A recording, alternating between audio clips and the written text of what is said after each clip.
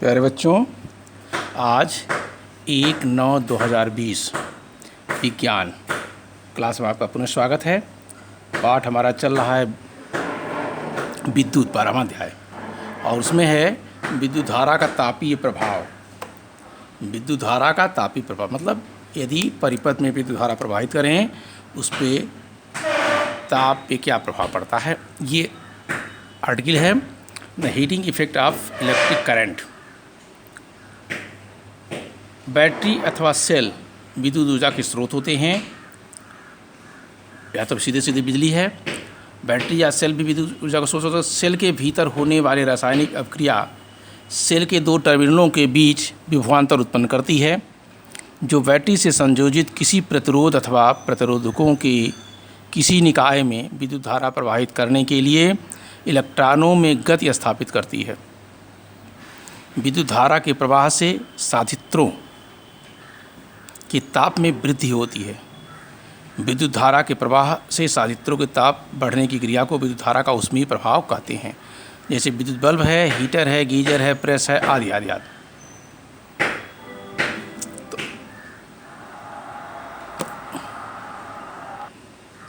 तो उदाहरण में जैसे विद्युत बल्ब है, हीटर है, गीजर है, प्रेस आदि।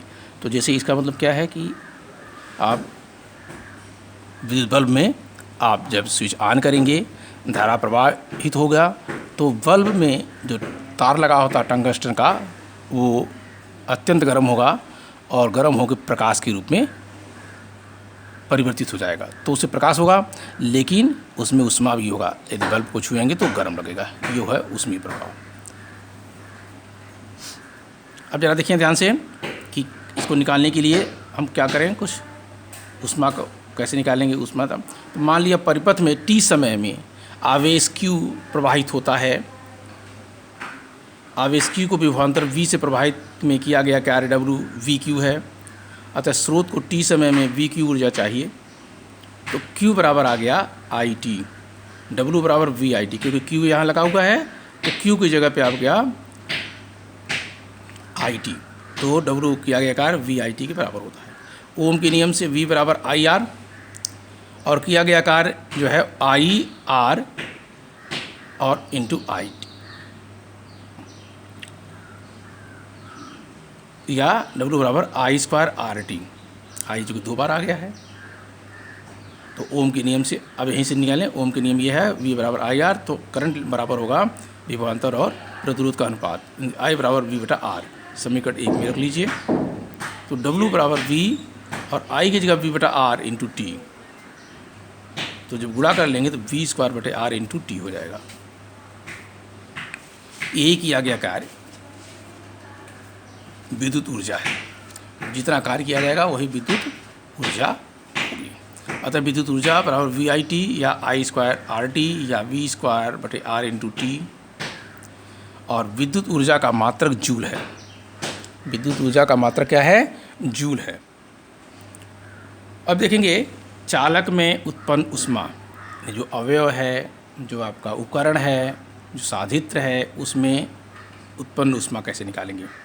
यदि चालक में व्यय विद्युत ऊर्जा का रूपांतरण यांत्रिक ऊर्जा, रासायनिक ऊर्जा आदि में न हुआ हो तो वह ऊष्मीय ऊर्जा में रूपांतरण होगा।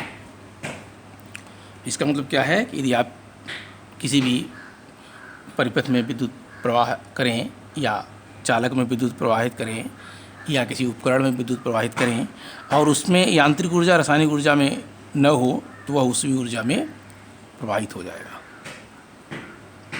यदि परिपथ में t समय अंतराल में प्रदान की गई ऊर्जा P है, जो कि किया गया कार्य W VIT के बराबर है, अतः परिपथ में प्रतिरोध R ओम, विद्युत धारा I प्रवाहित होने से विभवांतर V वोल्ट उत्पन्न हो, तो t समय में चालक में उत्पन्न ऊष्मा की मात्रा H कैलोरी हो, तो H बराबर VIT। क्योंकि H कैलोरी जो है वो किया गया कार्य के बराबर है और कार्य के लिए हम लोगों ने यहाँ लिखा हुआ W बराबर VIT, तो वैसे ही H बराबर VIT जूल। अब इसी VIT जूल से कैलोरी बदलने के लिए, क्योंकि 1 जूल बराबर होता है 1/4.2 कैलोरी, इसी जूल से कैलोरी बनाने के लिए 4.2 से भाग दीजिए, कैलोरी बन गया। अथवा H बराबर, अगला सूत्र है H बराबर I² RT जूल। उसको बनाने के लिए 4.2 से भाग दीजिए, उतना कैलोरी बन जाएगा। या H बराबर है तीसरा वाला V²/R/T, ये जूल है, इसको कैलोरी बनाने के लिए 4.2 का भाग दीजिए, कैलोरी बन जाएगी, क्योंकि होता है 1 कैलोरी बराबर 4.2 जूल। तो जूल के लिए बनाना है 4.2 से भाग दे देना, कैलोरी में परिवर्तित हो जाएगा। अब आगे है जूल का तापन नियम। जूल का तापन नियम क्या है?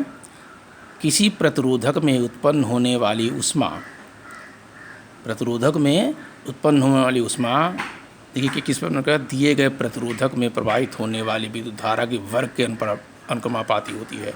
तो ऊष्मा जो H दिखाया गया है प्रोपोर्शनल टू I², जो प्रवाहित धारा उसके वर्ग के अनुक्रमानुपाती।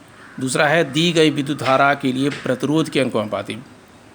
तो दूसरा जो ऊष्मा है H प्रोपोर्शनल टू R, ये प्रतिरोध है। धारा प्रवाह के समय के अनुक्रमानुपाती H proportional to I, H proportional to समय के लिखा ना तो T। तो और तीनों को एक बार मिला दें, जो 3 कंडीशन बताया गया है, प्रतिरोध में प्रवाहित होने वाले विद्युत धारा के वर्ग के अनुक्रमानुपाती, दी गई विद्युत धारा के प्रतिरोध के अनुक्रमानुपाती, धारा प्रवाह के समय के अनुक्रमानुपाती, ये तीनों को एक साथ मिला दें। चूँकि ऊष्मा जो है सब में H है, यानी हम कहें बाएँ पक्ष, दाएँ पक्ष में चेंजिंग है, तो कर देंगे तो H प्रोपोर्शनल टू I²RT। और इसी को हम इसका प्रोपोर्शनल हटा दें तो H बराबर I²RT/J, J मीन्स जूल, जहाँ J ऊष्मा का यांत्रिक तुल्यांक है। J क्या है? ऊष्मा का यांत्रिक तुल्यांक। तो इस प्रकार जूल का तापन नियम का ये है। फिर आता है अगला आर्टिकल, विद्युत धारा के ऊष्मीय अथवा तापीय प्रभाव के व्यवहारिक उपयोग। विद्युत धारा के ऊष्मीय कहें या तापीय प्रभाव के व्यवहारिक उपयोग कहें।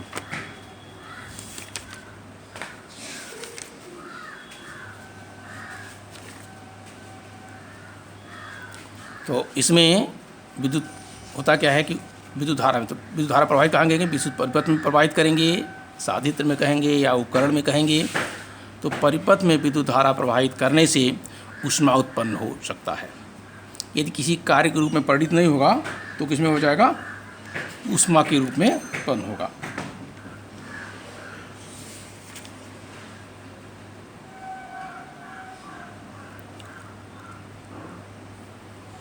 परिपथ में विद्युत धारा प्रवाहित करने से ऊष्मा उत्पन्न हो सकता है, क्योंकि बहुत उपयोगी वस्तु विद्युत धारा प्रवाहित होने पर ऊष्मा में रूपांतरित हो जाती हैं।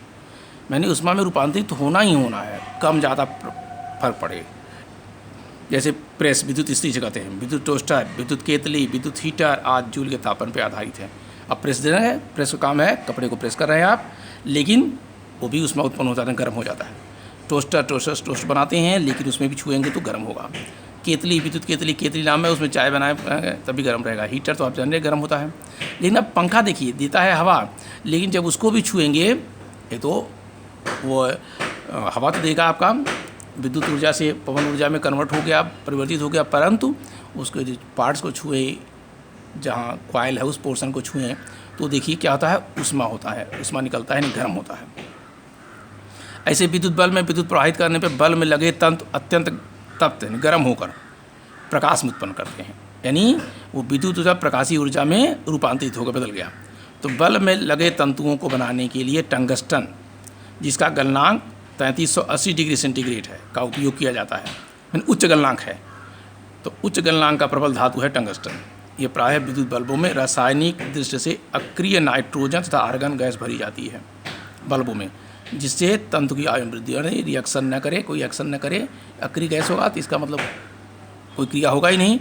तो टंगस्टन का जो तार लगा है बल्ब में, उसकी अवधि, उसकी उम्र बढ़ जाएगी, और उसमें या तो नाइट्रोजन गैस भरा जाए, नाइट्रोजन भी अक्रिय होता है, किसी से क्रिया नहीं कर सकता, आर्गन भी अक्रिय है।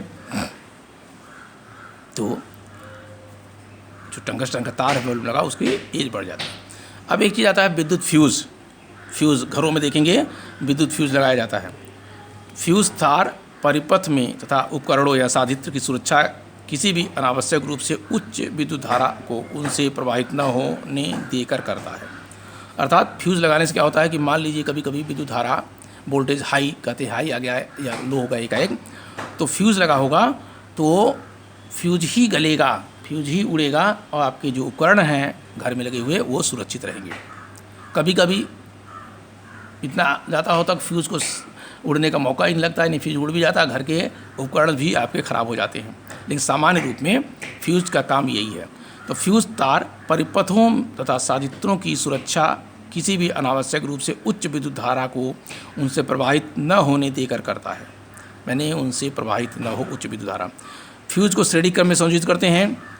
फ्यूज बनता कैसे है? तांबा, टिन, सीसा के मिश्र धातु से बने तार होता है।